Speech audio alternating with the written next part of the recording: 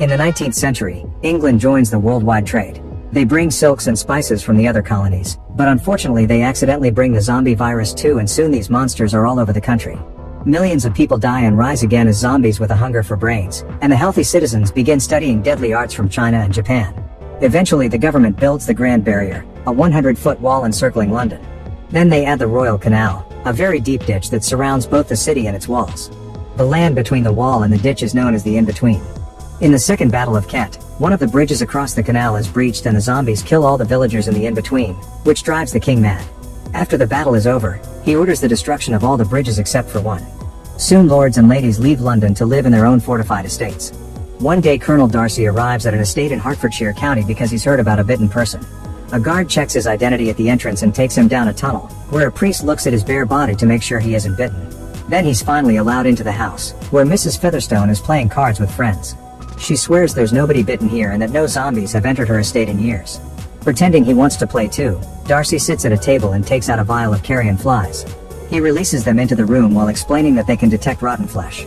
The flies only fly around for a second before they land on a man, which means he's slowly turning into a zombie. Darcy immediately breaks his glass and stabs the guy's face before decapitating him with his blade. Afterward Darcy asks if this man could have infected anyone in the house. Featherstone denies it, so Darcy kicks the zombie's head off to scandalize the guests as he heads out. However, Featherstone's daughter refuses to keep on lying and rushes upstairs to check on the infected man's niece. Unfortunately, it's too late. The girl has already turned and attacked the staff, and now she attacks Featherstone's daughter too. Meanwhile, Mr. Bennet has been training his 5 daughters in every form of weapon and martial art known to man so they can defend themselves against the zombies. However, their mother Mrs. Bennet isn't happy about it and wants them to concentrate on getting married. When Mrs. Bennet hears about an upcoming dance, she convinces her husband to let them go as a break. All the sisters are excited about it except for Elizabeth, who isn't a fan of social gatherings. They all put on their nicest dresses but still make sure to hide weapons in them. Later at the party, Bingley is chatting with Darcy but freezes when he sees Jane, instantly falling in love with her. He asks her to dance and they have lots of fun together. Afterward, Bingley insists Darcy should dance too and tells him to ask Elizabeth, but Darcy says she's tolerable yet not handsome enough to tempt him. Elizabeth hears this and walks away, only to accidentally knock over a bottle and embarrass herself in front of everyone. Once outside, Elizabeth starts crying but is interrupted by Featherstone, who has become a zombie. She can still talk and wants to tell Elizabeth something, however Darcy shoots her in the head first. Hearing the shot, a bunch of people come out to check on them. At that moment another zombie appears and the guards ring a bell to announce an attack. While most guests rush to hide, the Bennet sisters get their weapons out and start fighting the zombies. They fight without mercy, bringing down every creature with accurate strikes of their blades and well-landed kicks. Seeing Elizabeth fight causes Darcy to start feeling attracted to her. Afterward, all the zombie bodies are burned. When the sisters go home, Jane can't stop talking about Bingley while Elizabeth won't stop ranting about Darcy's manners and pride while she trains, which makes her movements and punches much more vicious. The next day Jane gets an invitation to have tea with Bingley. Mrs. Bennet makes her take a horse instead of the coach, that way if it rains she may be asked to stay the night. On her way there, some dogs run by because they're being followed by a zombie. Jane gets ready to shoot, but her horse gets scared and drops her before running away. Then Jane tries to shoot, but her musket backfires and hurts her hand. When the zombie finally attacks her, Jane takes out her knife and fights hand to hand, quickly cutting off the zombie's hands and slashing its legs. Once it falls, she kicks his chest and stomps on his head to kill him. As it begins to rain, Jane notices a zombie mother with an infected baby in her arms coming for her. The next day Elizabeth arrives at Bingley's house. It turns out they found Jane with the flu, so she spent the night there with a fever and Elizabeth came to see her. However, Darcy is worried that Jane may be infected, so while a doctor checks on her, he releases the carrion flies. The little bugs don't react to Jane and Elizabeth easily catches them all. She crushes them in her fist before giving them back to Darcy with a sarcastic comment. Afterward, Jane joins Bingley and his guests, but she turns down their invitation to play cards, saying she prefers to read. An argument ensues over what makes a real woman and Darcy doesn't know if he is impressed or hates it. That night, Elizabeth secretly watches Darcy train outside. The next day the rest of the Bennet sisters and mother come to pick up Jane and Elizabeth. Bingley wants them to stay, but Darcy reminds him of the risks of infection. He has another argument with Elizabeth, revealing he knows she watched him last night. To keep everyone happy, Mrs. Bennet convinces Bingley to throw a ball to lift people's spirits. On their way home, they notice that the local orphanage has fallen and now the zombie orphans are wandering in the woods. Sometime later, Mr. Bennet introduces his family to Cousin Collins, who will get the estate when Bennet passes because women can't be heirs. During lunch, Collins tells them that his patroness is Lady Catherine, an amazing swordswoman who did wonders during the zombie war. He also shows interest in Jane, however Mrs. Bennet immediately turns him down, saying Jane already has Bingley and offers Elizabeth instead. In the afternoon, Collins and the sisters leave to visit their aunt, but they stop by the road when they find a fallen carriage with a woman screaming for help. The sisters get their weapons ready, and when the woman comes out, they open fire because she's a zombie. Jane finishes her by kicking her down the hill. As the journey continues, Elizabeth struggles to carry all the weaponry, but Collins only puts it back in her arms instead of helping her. When they arrive in town, they notice the new soldiers who will protect this area. Elizabeth meets Lieutenant Wickham and they immediately hit it off. Darcy is riding nearby and gets jealous when he sees them, so he leaves without a word. Wickham tells Elizabeth that he and Darcy aren't on good terms because of some family issues over money. That night everyone attends the ball and Jane spends time with Bingley. Elizabeth tries to chat with Wickham, but Collins drags her into dancing while showing lots of energy and enthusiasm. Next, Darcy asks to dance with her too, but Collins makes the moment awkward and causes them to walk away. On his way out, Darcy overhears Mrs. Bennet talking about Jane's future with Bingley and keeps emphasizing his money.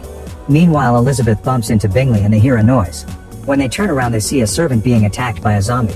The duo gets some axes and follows them downstairs, however the zombie grabs Bingley and makes him fall. Elizabeth immediately slides down and knocks the zombie down before checking on her friend, but when she looks up she discovers all the zombie orphans hiding down there. She asks them how they sneaked in and a kid says that their new friend showed them the way in. At that moment Darcy arrives and starts fighting the zombies, quickly defeating them all with fast slashes of his blade and the help of a kitchen knife. A zombie even gets pushed into the oven. Then Darcy asks if Bingley was bitten and gets ready to kill him too, but Elizabeth assures him that Bingley just fell. Before he leaves, Elizabeth tells him that he's an excellent warrior but a bad friend. The next day Jane gets a letter from Bingley explaining his family is moving back to London and that he'll start courting Darcy's sister instead.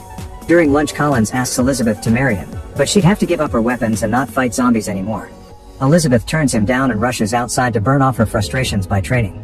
Her mother scolds her for turning down such an important proposal, but her father respects her decision. Elizabeth hugs her dad to thank him, but her mom keeps on nagging, so she runs into the woods to find some peace. In the forest, Elizabeth notices a bunch of birds flying above 4 men with top hats. She's then approached by Wickham, and when she turns around, the 4 men are gone. Wickham says he didn't see anything before inviting her to a special place. Moments later they arrive at a church where a priest is reading a sermon. When the crowd turns around, Elizabeth is shocked to see they're all zombies. Wickham stops her from grabbing her weapons and they watch the priest feed them pig's brains. It turns out infected people don't fully transform into zombies if they don't eat human brains, and Wickham thinks this is the key to reaching an understanding between zombies and humans. Elizabeth agrees and points out they should take the idea to the crown. However, Wickham explains the war almost bankrupted the country, so he has nobody to go to for help.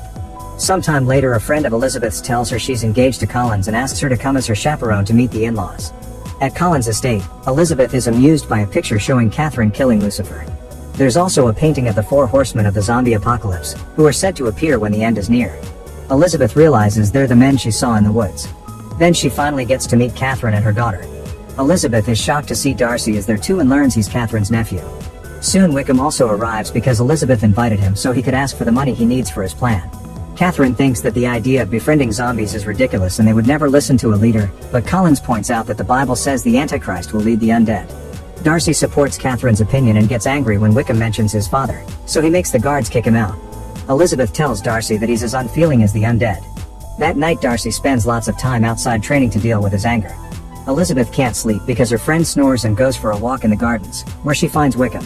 He's come to tell her that Darcy made the Bingley family leave by telling them that Jane is only after their money.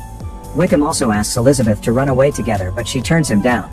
Before leaving, Wickham reminds her that the day of reckoning is coming. The next day Darcy tells Elizabeth that he considers her inferior but he's still attracted to her, so he asks her to marry him. Elizabeth turns him down and calls him out for what he did to Jane and Bingley, only for Darcy to defend his meddling. A furious Elizabeth kicks him and throws a bunch of objects at him before attacking him with a poker. He quickly defends himself and they end up in a compromising position on the table. Their argument turns into a full fight and they exchange a bunch of blows before they end up in another awkward position. When Elizabeth says she'll never marry him, Darcy finally leaves and she ends up having a breakdown. Later Elizabeth receives a letter from Darcy explaining himself. He says he didn't intend to hurt Jane, he only sent Bingley away to protect him from Mrs. Bennet. He also explains that he had to kill his own father when he became a zombie, but he still gave Wickham the money that was promised to him. However, Wickham kept coming back for more and got offended because Darcy wouldn't pay. Then Wickham tried to marry Darcy's teenage sister for the money, but Darcy saved her just in time. Lastly, Darcy informs Elizabeth that he respects her feelings for him, so to forget about his heartbreak, he's gone to London to fight against the latest zombie attack. He thinks someone is leading the zombies because the attacks were too organized. When Elizabeth returns home, she's horrified to learn that Wickham has run away with Lydia, the youngest sister. She guesses that he must have taken her to the zombie church. That night Elizabeth is visited by Catherine, who announces Darcy will marry her daughter if Elizabeth doesn't marry him first. Elizabeth is seeing Darcy in better eyes nowadays, but she's still unsure about a relationship, so Catherine challenges her to a duel against her guard. The man is big and strong, so he throws quite dangerous punches and easily blocks Elizabeth's attacks. She refuses to give up even when he chokes her and slashes his face before breaking his arm. With an excellent kick, she throws him against a beam that breaks and causes part of the ceiling to drop on him. Catherine corners Elizabeth with her swords but admits she respects her resolve. At that moment Mr. Bennet enters the room to forbid Elizabeth from rescuing her sister because it's too dangerous. Jane volunteers to help, but Elizabeth doesn't want her to come because she wants her to protect the family. Catherine then offers to take care of the Bennets and her estate so Jane and Elizabeth can leave. When the duo reaches the bridge, the soldiers block them and inform them they've set up lots of explosives. The bridge will be blown up tomorrow at dawn to stop the zombie horde in London from invading the rest of the country. The sisters ignore them and continue to move forward.